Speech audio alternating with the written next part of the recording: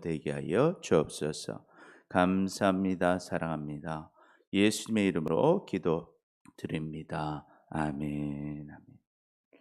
할렐루야.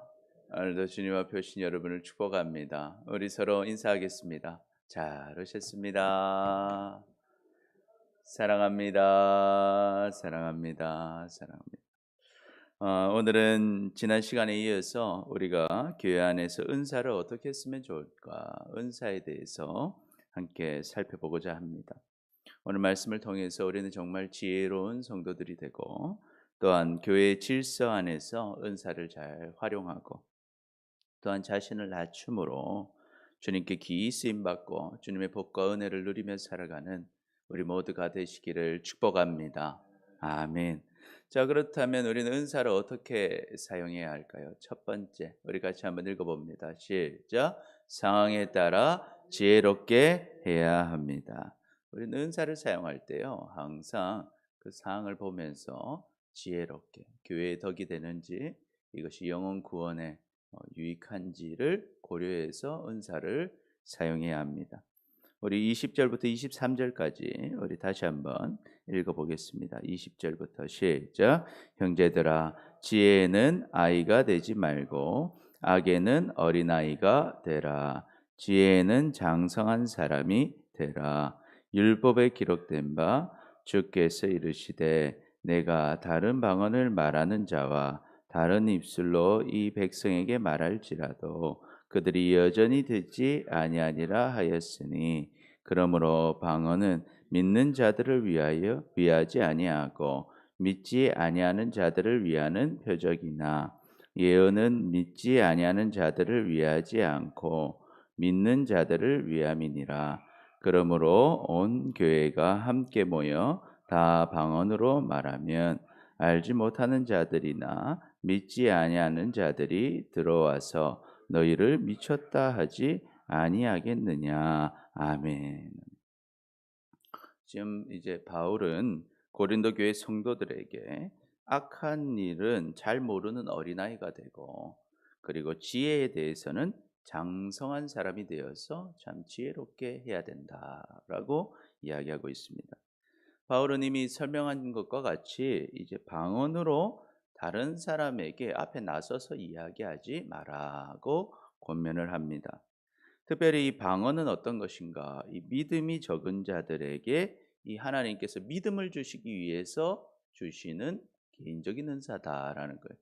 그래서 우리가 이 방언을 처음 받을 때를 한번 생각해 보면요. 우리가 믿음이 참 부족할 때 하나님께 다 간구하고 있을 때 주님께서 이 방언을 주시는 경우가 많습니다. 그래서 방언을 받으면서 참 구원의 감격을 다시 한번 누리고 느끼고 그때부터 온전한 신앙생활을 하게 되는 이 계기가 되는 것이죠. 그래서 오늘 바울은 22절에 뭐라고 합니까? 방언은 믿는 자들을 위하지 아니하고 믿지 아니하는 자들을 위하는 표적이다. 믿음이 없는 자가 기도 가운데 방언의 은사를 받게 될 때 참 이 믿음이 생기는 것이죠. 그런데 이제 믿음이 먼저 생겼어요. 이제 믿음이 생긴 사람은 이제 더 귀한 은사를 주시는데 그게 바로 무슨 은사다? 예언의 은사를 주신다라는 거예요. 예언은 믿지 아니하는 자들을 위하지 않고 믿는 자들을 위함이라. 왜 그렇겠습니까? 이제는 믿음이 있기 때문에 이 믿음을 가지고 다른 사람에게 믿음을 주고 영향을 주는 사람이 되라는 것입니다. 그래서요, 특별히 이 다른 사람들에게는 아무리 우리가 방언으로 막 얘기를 한다고 해서 다른 사람이 그 말을 들을 수도 없고 그것 가지고 영향을 받을 수도 없다라는 거예요.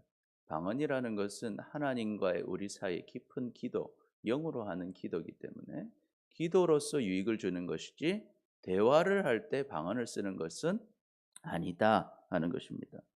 그래서 이제 믿는 자들은 특별히 무엇을 해라? 예언을 해라 하는 거예요. 예언이란 게 무엇이었습니까? 하나님의 말씀을 가르쳐 줘라 하는 것. 깨달은 말씀을 전해 주는 것. 그것이 이제 예언인 것입니다. 다른 사람과 이야기할 때는 하나님께서 우리에게 깨닫게 하신 말씀들을 전해 주라는 것입니다. 그래서 우리는 항상 지혜롭게 은사를 사용해야 합니다. 특별히 처음 온 사람들이 있을 때는 우리가 방언을 좀 어떻게 해야 될까요? 자제하라라는 거예요. 그래서 예수님을 알지 못하고 믿음이 없는 사람들 앞에서 다 방언으로 이렇게 사용할 때 교회에 들어왔을 때 그 사람이 느끼는 감정이 뭐라고 지금 얘기합니까? 너희를 미쳤다고 하지 않겠느냐. 이 방언의 은사에 대해서 이해하고 있을 때는 그것이 참 은혜롭고 좋은 상황이 되지만 이 방언의 은사를 이해하지 못하는 사람들 앞에서 모두가 방언을 사용하고 있으면 이 사람이 어때요? 적응하지 못한다는. 오히려 오해하고 믿음 생활을 하는데 방해가 될 수 있다는 것입니다. 자, 그럼 이제 어떻게 하라는 것입니까? 24절, 25절 우리 같이 읽어보겠습니다. 그러나 시작. 그러나 다 예언을 하면 믿지 아니하는 자들이나 알지 못하는 자들이 들어와서 모든 사람에게 책망을 들으며 모든 사람에게 판단을 받고 그 마음에 숨은 일들이 드러나게 되므로 엎드려 하나님께 경배하며 하나님이 참으로 너희 가운데 계신다 전파하리라. 아멘. 그래서 어떻게 하라? 예언을 해라 하는 거예요. 하나님 말씀을 전해줘라 하는 거예요. 새로운 사람들이 왔을 때는 우리가 깨달은 하나님의 말씀을 잘 설명해주고 이해시켜주고 그 말씀을 통해서 그 사람들이 이제 깨어지게 하라는 거예요. 그들이 말씀으로 책망을 받고 말씀으로 판단을 하고 그 숨은 모든 죄악들을 드러내고 하나님께 회개하고 엎드려서 예배하게 해라 하는 거예요.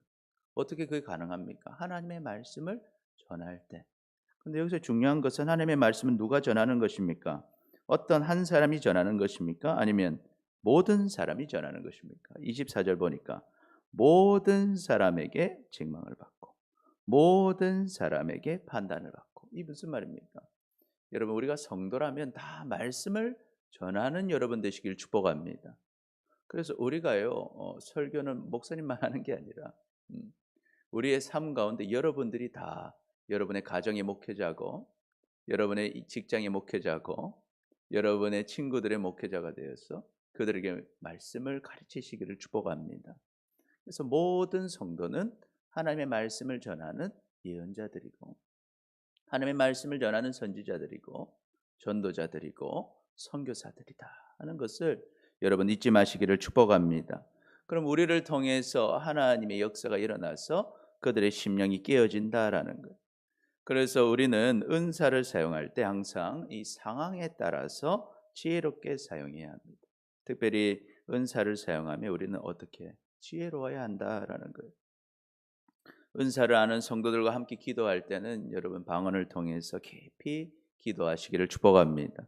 그러나 처음 온 사람들과 함께 있을 때는 어때요? 방언을 자제하고 말씀을 잘 알아들을 수 있도록 예언해라 하는 것입니다.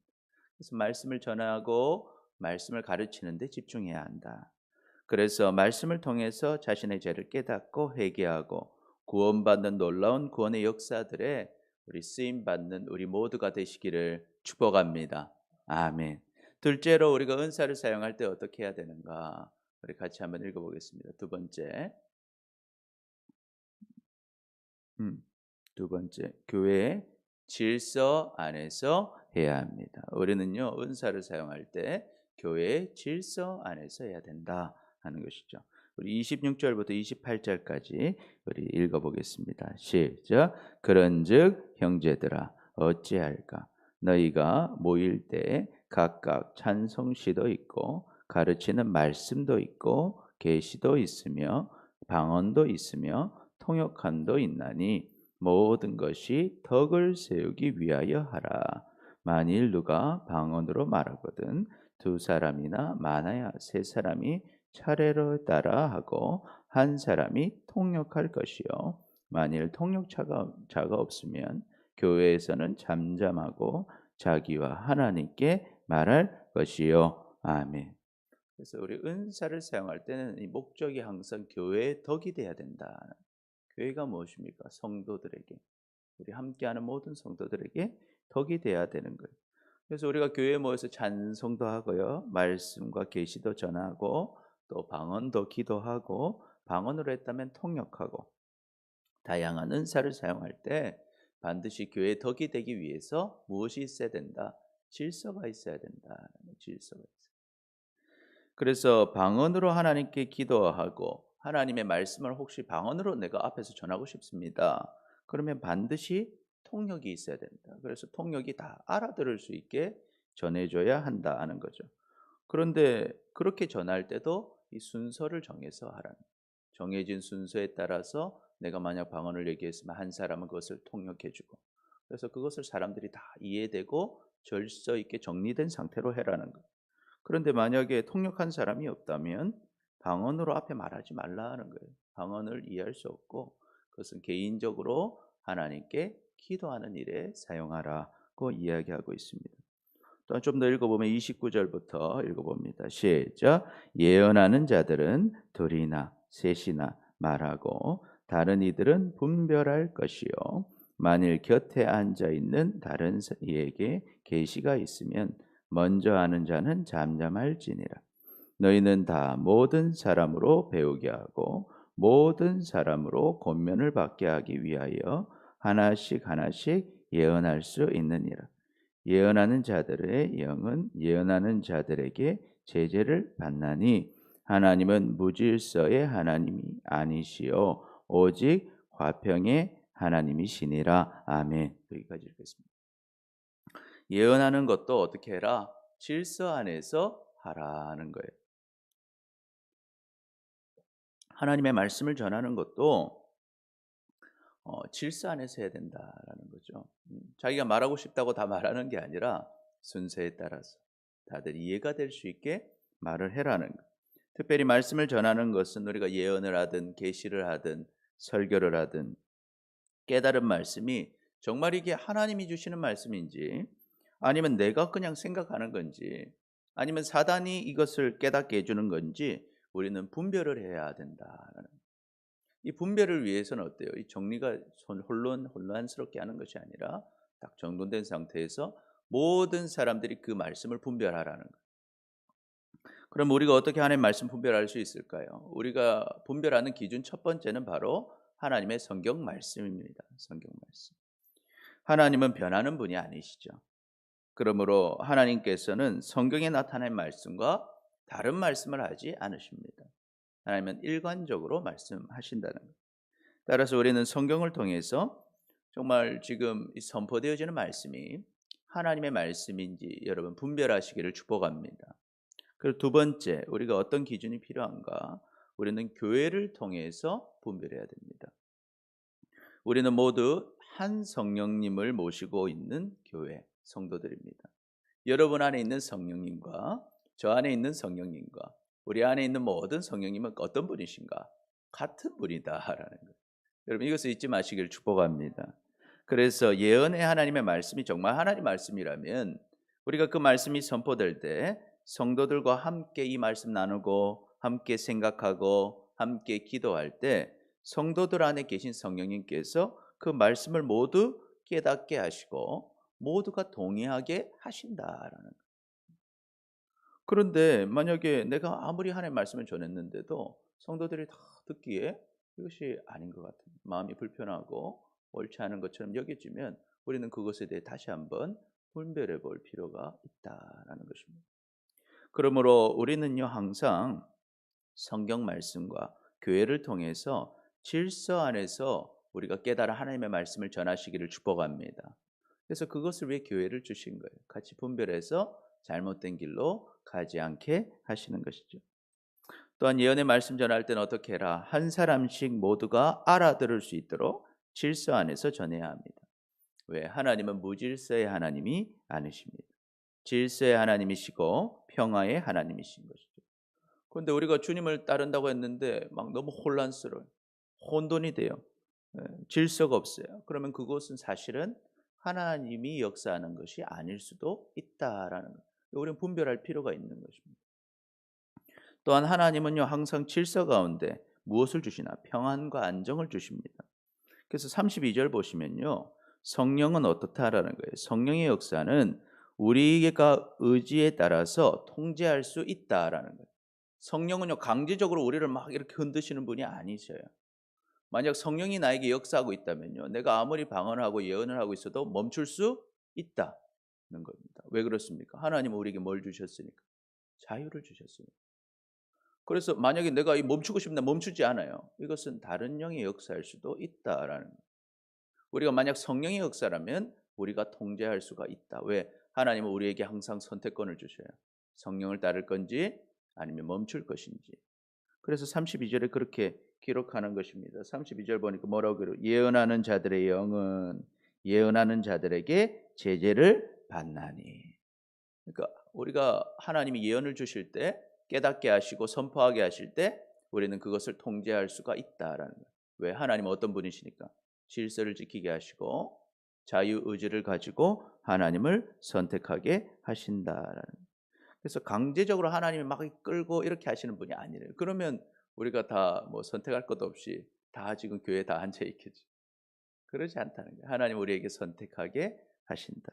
그렇기 때문에 여러분 우리가 방언을 하든 예언을 하든 하나님의 여러 가지 은사를 사용할 때 반드시 주님의 질서 안에서 행함으로 주님께서 주시는 은혜와 평안을 누리시기를 축복합니다. 아멘. 셋째로 우리는 은사를 사용할 때 어떻게 해야 되는가? 같이 읽어봅니다. 시작. 자신만 특별한 것으로 착각하면 안 됩니다. 여러분 우리 은사를 사용할 때 나만 특별한 사람이 된 것처럼 착각해서는 안 된다라는 것입니다. 우리 33절 후반부부터 우리 읽어보겠습니다. 시작. 모든 성도가 교회에서 함과 같이 여자는 교회에서 잠잠하라. 그들에게는 말하는 것을 허락함이 없나니 율법에 이른 것 같이 오직 복종할 것이요 만일 무엇을 배우려거든 집에서 자기 남편에게 물을지니 여자가 교회에서 말하는 것은 부끄러운 것이라. 하나님의 말씀이 너희로부터 난 것이냐 또는 너희에게만 임한 것이냐. 아멘. 여러분 이 교회의 질서 앞에서는요 예외는 없습니다.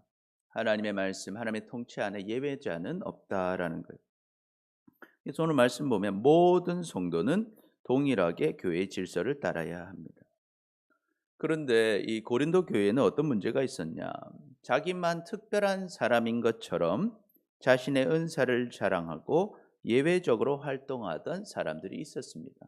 그런데 그 사람들이 공교롭게도 여성들이었어요. 그래서 어떤 여성들이 자기만 특별한 은사를 받았고 자기만 특별한 어떤 선지자인 것처럼 교회의 질서를 무시하고 갑자기 앞에 나가서 방언하고 예언하는 사람들이 있었다라는. 그래서 바울이 뭐라고 권면합니까? 모든 성도가 교회에서 잠잠한 것 같이 여자는 교회에서 잠잠하라. 이것은 이제 남자 여자를 구분하는 게 아니라요. 모든 성도가 지금 다 잠잠한 것 같이 그렇게 자기만 앞에 나서서 자기만 뭔가 특별한 사람인 것처럼 질서를 해치는 그 여자들아 너희는 잠잠하라. 그 얘기. 여자라서 잠잠하라 그런 말이 아닙니다. 그런 말이 아니라 앞에 내용이 있죠. 모든 사람이 지금 잠잠한 것처럼 너희만 특별한 것처럼 나서지 말라고 권면하는 것이죠. 모든 은사는 교회의 질서 안에서 교회의 덕을 위해 사용해야 합니다. 그런데요, 그런 거 생각하지 않고 어떤 특별한 은사를 만날 때 어떻게 생각해요? 내가 특별하다고 생각하는 거예요. 다른 성도들도 다 소중한 성도들이고 특별한 성도들인데 나만 특별하다고 생각해서 나만 예외를 두고 은사를 사용하지 말라는 거예요. 율법에 있는 말씀처럼 오직 말씀과 교회에 복종하라고 권면하는 것입니다.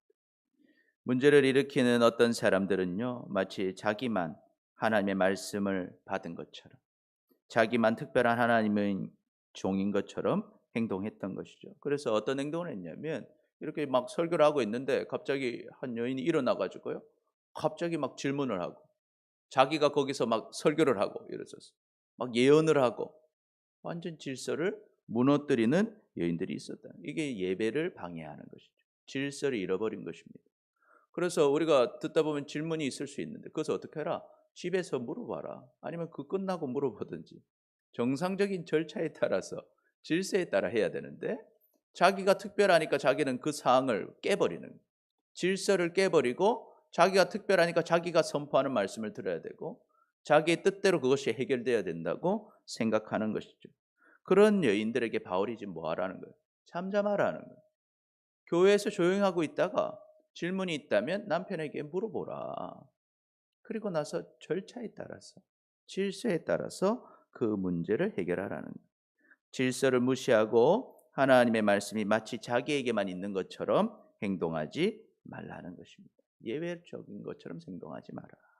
그래서 37절부터 40절까지 우리 읽어보겠습니다. 시작. 만일 누구든지 자기를 선지자나 혹은 신령한 자로 생각하거든 내가 너희에게 편지하는 이 글이 주의 명령인 줄 알라. 만일 누구든지 알지 못하면 그는 알지 못한 자니라. 그런즉 형제들아 예언하기를 사모하며 방언 말하기를 금하지 말라.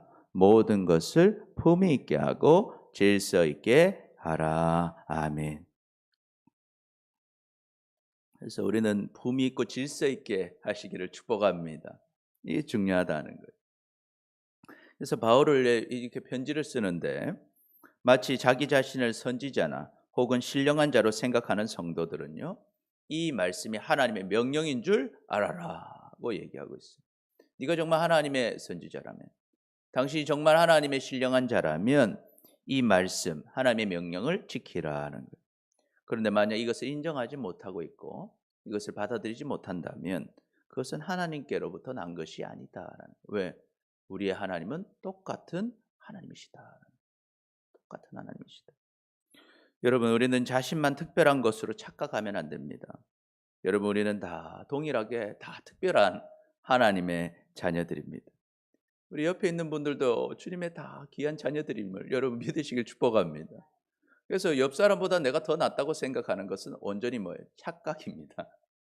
우리와 함께하는 모든 성도들은 다 귀하고 다 주님과 독대하고 있는 주님의 자녀들이고 주님의 아들이고 딸인 것을 여러분 잊지 마시기를 축복합니다. 그래서 우리가 어떤 은사를 받으면요, 어때요? 막 겸손해지지 못하고 자기가 더 높은 사람인 것처럼 행동하기 쉽습니다. 그러나 은사는 그저 하나님의 선물입니다. 우리가 잘나서 주신 것이 아닙니다. 하나님께서 각 필요에 맞게 은사를 주신 것이고 은사를 사용할 때는 항상 겸손하게 교회의 질서 안에서 사용해야 귀하게 쓰임을 받는 것입니다. 이것을 기억하시길 축복합니다. 그래서 주님이 주시는 은사는요, 참 멋지고 귀한 것입니다. 그러므로 우리는 주님의 은사를 다 사모하시기를 축복합니다. 그래서 우리가 이 은사를 다 받았다면요, 이제는 어떻게 지혜롭게 사용해야 합니다. 교회의 질서 안에서 장소를 보면서 품위 있고 질서 있게 겸손하게 사용해야 하는 것입니다. 그래야 하나님의 역사를 경험하게 되고 교회의 덕을 세우는 우리가 되는 것이죠. 여러분, 하나님은 살아계십니다. 그리고 우리를 사랑하십니다.